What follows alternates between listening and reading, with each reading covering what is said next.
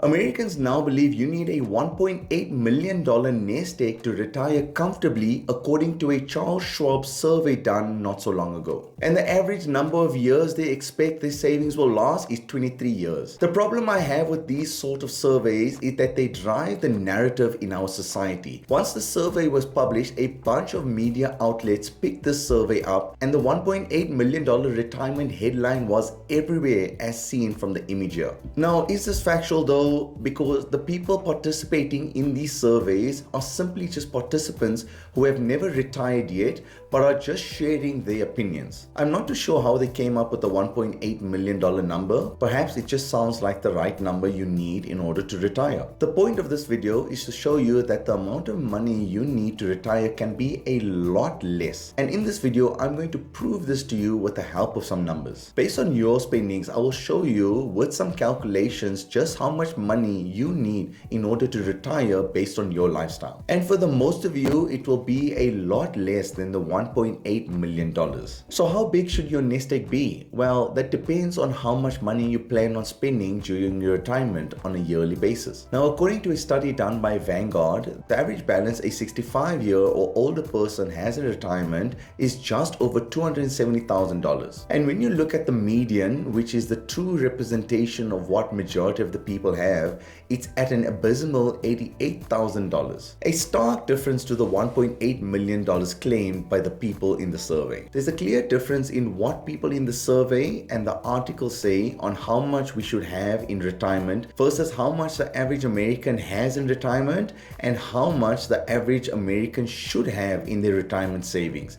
That figure, which we'll get to shortly. When it comes to how much you need, it's very dependent on how much you plan on spending and any side income sources that you might have, such as a pension, a side hustle, or perhaps a social security. And your spending is just one factor to consider. Another factor to consider when it comes to how much money you need for retirement is your withdrawal rate, which is the cash amount in percentage you'll be withdrawing every single year. And that brings me to the most popular rule when it comes to retirement, and that is the 4% rule. If you have watched any of my previous videos, you will know that I speak about this rule very often. But there's actually a little twist to this rule in this video, which we will get to in a bit. What the 4% rule states is that you can withdraw 4% of your retirement fund every single year, followed by the 4% rule being adjusted for inflation in the years after, so to ensure that you do not deplete your retirement nest egg before you pass away, whether that be in 5 years or 25 years. This rule was created by William Bengen. However, recently the rule has been questioned as the founder of the rule himself has said that the 4% rule should be adjusted to the 4.5% or the 5% rule. Due to the fact that the people following the 4% rule, the retirees still end up with having a lot of money left in their nest egg before passing on. Though I don't necessarily think that this is the worst thing, provided you are still living a comfortable life following the 4% rule.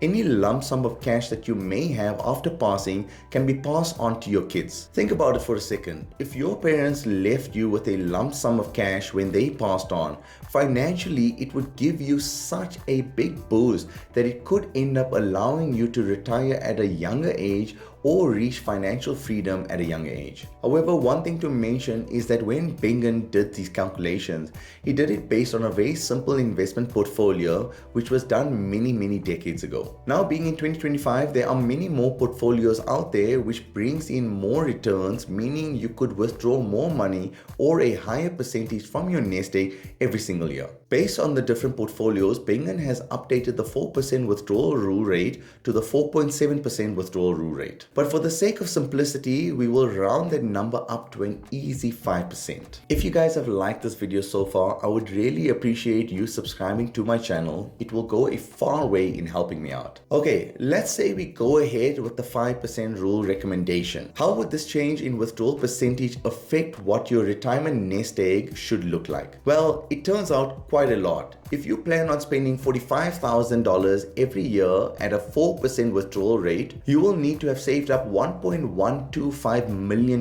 into your nest egg. Now, if you just happen to change that withdrawal rate to the next adjusted rate recommended by its creator from 4 to 5%, withdrawing the same $45,000 per year, you would need just $900,000. That's a $225,000 difference, or a 25% difference in your retirement nest egg, just by changing the withdrawal rate to 4 to 5%. Now, the biggest risk to consider from increasing your withdrawal rate and withdrawing more money every year is that you increase the chances of you outliving the money you have. However, Bengen, the founder of the 5% rule, suggests that based on his historical data, and if you have a well-diversified portfolio, that 5% rule is well within reason and is still considered conservative. Now, of course, if you can still live with the 4% rule, you should still go ahead with this.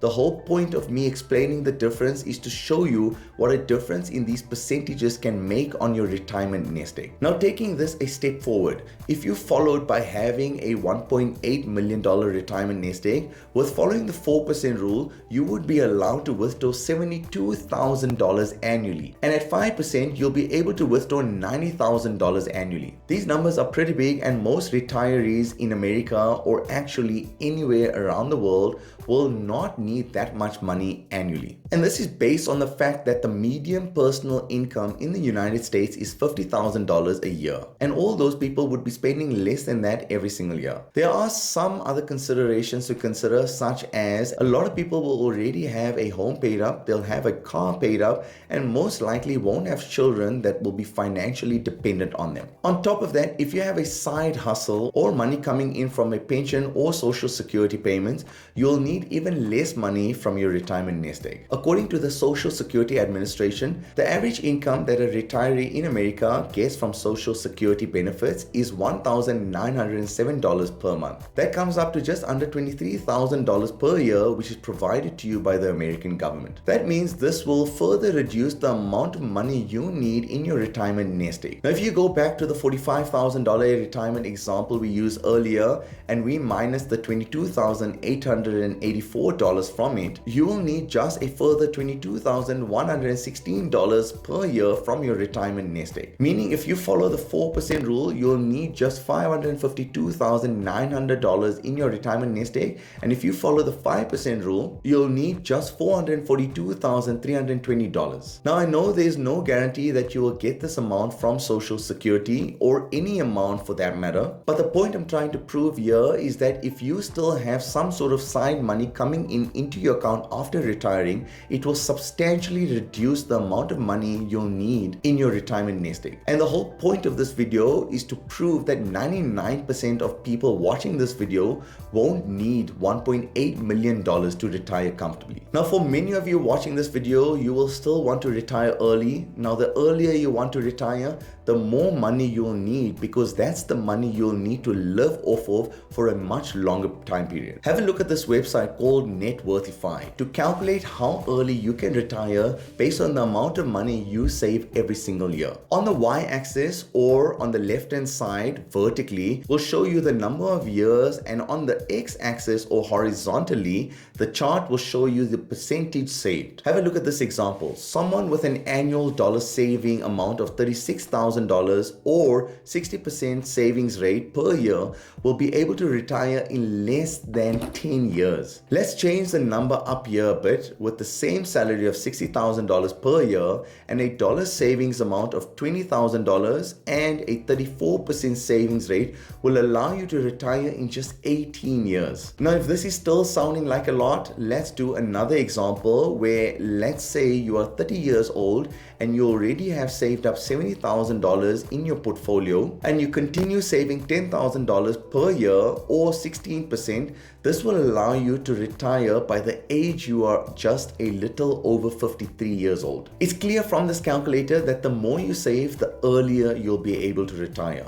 I will leave a link to this calculator down below in the comments section. I really think it's interesting to play around with the numbers to create hypothetical scenarios on when you would be able to retire based on the percentage of money you save every year. Alright, now that we know that we probably won't need such a big nest egg to retire from the traditional age of 67 years old, we still want to come up with an action plan to retirement. Here are 3 tips to help you retire sooner. Number 1 is ensure you don't derail your retirement. Now, what do I mean by this? This is when you make major financial expenses which will ensure that you do not retire early. This is something like buying a brand new car or a luxury car. These sort of expenses will eat into your money and it will cost you time on your retirement. Number 2, plan ahead as much as you can. If you plan on retiring early, you'll need to understand that you'll only be able to make use of your retirement fund after the age of 59 and a half. If you withdraw funds before that, you'll be charged a penalty, and that's just not worth it. So if you plan on retiring early, let's say at the age of 45, where is the money that you need to live off going to come from? Another factor that comes into play is your partner.